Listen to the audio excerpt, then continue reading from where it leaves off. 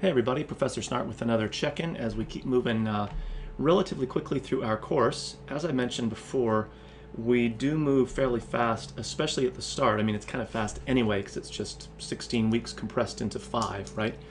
But especially because our major assignments, our first essay, and then of course our final essay, they don't come until about halfway through the course, and then of course the final essays towards the end. But the more time we can give ourselves for those, obviously, the better. So we tend to move fairly quickly at the start here. So one of the other things that you'll probably notice so far is that, in fact, we're not writing essays right away. It's useful to understand that a lot of what we're doing in these earlier units until about halfway through our course, when we reach essay 1, is basically kind of learning the component pieces of an essay, whether it's a topic sentence or kind of shaping the overall thing or doing some of the research part of it. We're gonna look at all those pieces individually, kind of scaffolding towards those essays where then that's the opportunity to bring it all together. So it's not like the essays are separate from any of this other work that we're doing, or that this work is unrelated to the essays in these earlier units. They're obviously connected together. The other thing that is worth pointing out here is that this sort of speaks to my own philosophy for how a class like this can work effectively, is that if we haven't covered something and I assign an essay in Unit 2 or 3, and I mean, how would I grade that? And if I'm asking you to do things that we haven't necessarily covered in the course. Many of you could probably do them because you've written lots of essays before, but since we haven't, really covered it specifically in our course, it doesn't seem totally fair to me to test you on it or to give or not give points based on whether you can do a thing that we haven't actually talked about in our course. Again, it's probably stuff that most of you know or have run into before, but still, it would be like, again, to simplify an example, if we're doing a history course where there's just lots of information to learn, I'm not going to give the midterm exam in week 2 asking questions about time periods and historical figures that we haven't even talked about. So if you're wondering why we're doing what we're doing now, and especially for a few units, and that our first essay doesn't come really till at least halfway, if not a little bit more, into the course, that's kind of why. So it's a matter of scaffolding the pieces, and then we get to those essay assignments. And I think the flip side of that is my own philosophy about these essays are your chance to show that you've worked at the course, you've understood the concepts in the material, you can follow the examples and models that are provided, and now you put it into practice, and that's how you earn your grade. So again, philosophically speaking, as a teacher, it doesn't totally make sense to me to assign an essay really early on that would be kind of like testing you on things that we haven't done for the course. So that's a bit of a big picture that you can think about, especially now as we get a little bit deeper into our course. So we've just finished up this sort of double unit, again working as quickly as we can, talking about what is literature, also a little bit on plagiarism in there, and then I think one of our fundamental core concepts, the shape of an essay idea, and our first semi-formal, although fairly small in scope, writing assignment, the paragraph.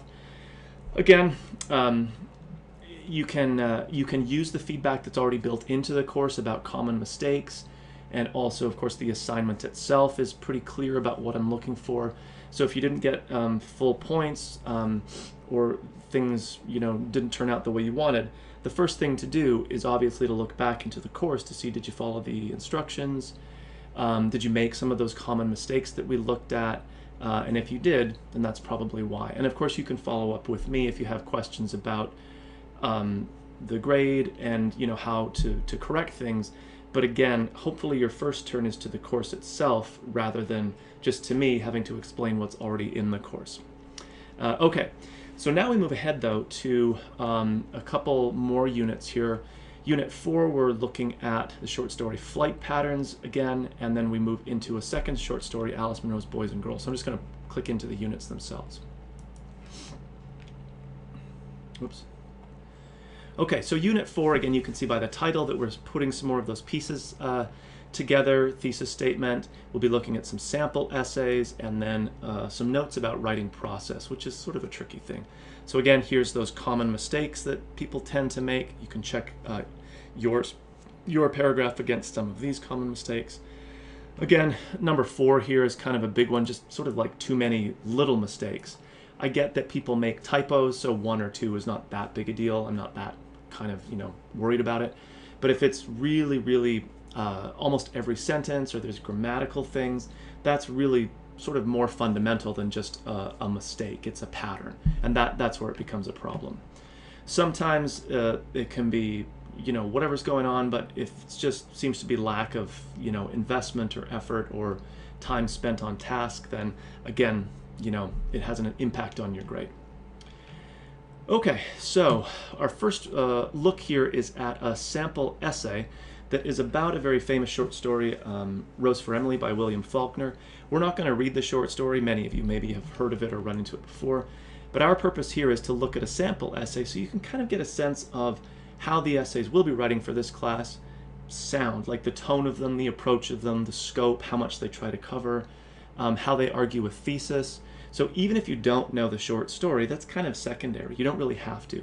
What we're going to look for is a set of very specific things that I'm laying out in the text here in the sample essay that's provided as a PDF. And again, there's a little quiz. It's not a huge number of points, but it's really having you hone in on a particular set of pieces of this essay, because it's things that you'll want to think about as you're beginning to write your own essay, again, as we get further into the course. A little bit on thesis statements. They're obviously an important part of what we're doing. So how do you craft a thesis statement when you're writing about literature? Again, when I grade your essays, there's no sort of quiz on thesis statements, or we don't separate that piece out necessarily, but obviously when I read your essays, I'm looking for has the student clearly read this material and can now apply the idea into this particular assessment opportunity, the essay itself.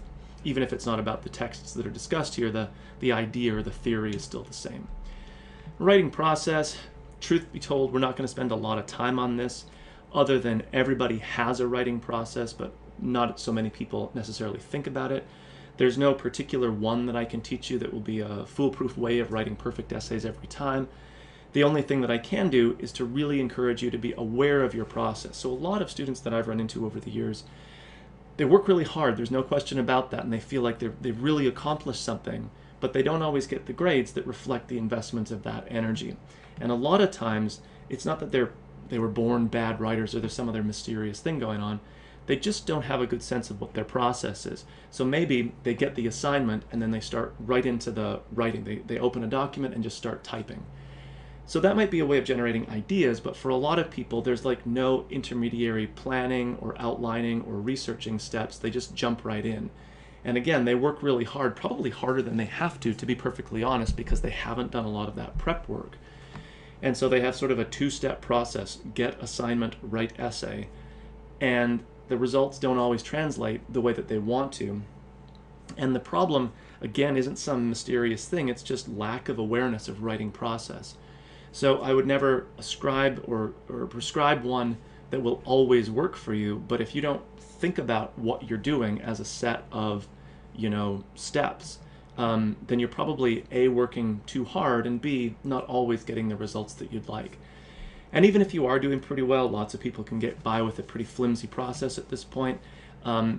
As you start to write longer essays, as you go further in your career, your educational career, you'll really need a process. So I'm the author of a number of different books, and there's no way I could simply have an idea and then start writing in a document and it would somehow just sort itself out. So the longer the essay gets, the more complex in scope, the number of sources, all that stuff, the more important having a process and being aware of it really is. So like I said, not something that we really sort of harp on here for our purposes, but definitely something to be aware of. Okay, the elements of the essay, another PDF provided here, and a quick quiz. Again, open book, right? It's not meant to be you're memorizing this stuff. I even say you can complete the quiz as you read. It's really supposed to be pretty transparent, but again, it's a good way of getting you to be aware of certain things, certain parts of the essay that we're looking for. We then have a discussion board about flight patterns, a story that we talked about in our earlier essay. Again, mostly an exercise in close reading, so really trying to get something out of the text by asking good questions about it. So you're responding to all of these, and the thing that I should remind you of is from number 2, asking you to find a picture. Try to spend some time with this. Don't just pick the first one that Google throws at you, and make sure it's attached or that it shows up as a picture in your post, not just an attached file. It's just easier for us to look at when it's actually showing up in the post rather than having to click a link, and then people get sort of weird about, ooh, do I want to click that link, and all that stuff. So that's a main thing, a bit of a technical thing, but that's an important thing for us. And then, as always, replying to 2 other posts that you're seeing. Okay. I know, it's a lot. Unit 5. This is kind of a fun one, I think. So the objective here is really less about, you don't want to get too mired in the weeds here of the specifics, but the purpose here is to get us thinking about a compare-contrast approach, which is actually something that we'll be doing for our final essay. So again, it's a piece of the puzzle, even though it won't get filled into a little bit later. So there's a reading that's assigned here. It's provided as a PDF for just odd copyright reasons. I couldn't put it into our custom text. Weird, I know, but anyway. It's provided as a PDF. Be sure that if you use it for your essay, which a lot of people will, you're citing it correctly by using the pieces that I'm providing here. You have to figure out what order they go in per MLA citation, just following the models over here. Not that hard, between you and me. Okay, so you're doing the reading, short story. There's a quick quiz. Again, open book, not a big deal. It's meant to draw your attention to a few kind of particular themes or ideas that are in the story.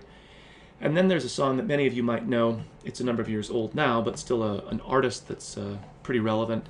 Gwen Stefani from No Doubt, and their song called Just a Girl.